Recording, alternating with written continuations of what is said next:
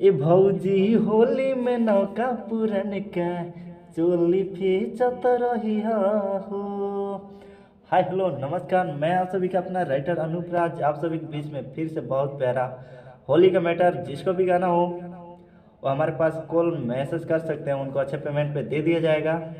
तो आइए सुनते हैं मुखड़े को, और आप सभी से निवेदन है कि हमारे चैनल को ज़्यादा से ज़्यादा शेयर और सब्सक्राइब करें। आप सभी का प्यार चाहिए। तो आइए सुनते हैं मुखड़े को।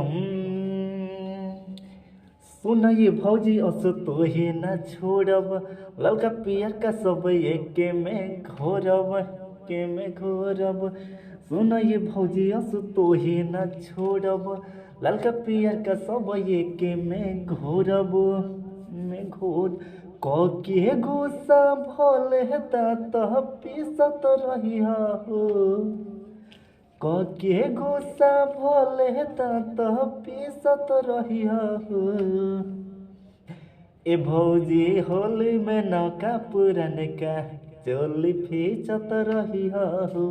ए भौजी होली में नौका पुरन का चोली फीचत रही हो।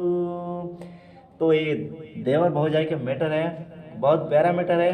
तो आप सभी सुने और ज़्यादा से ज़्यादा शेयर करें और चैनल को सब्सक्राइब करें।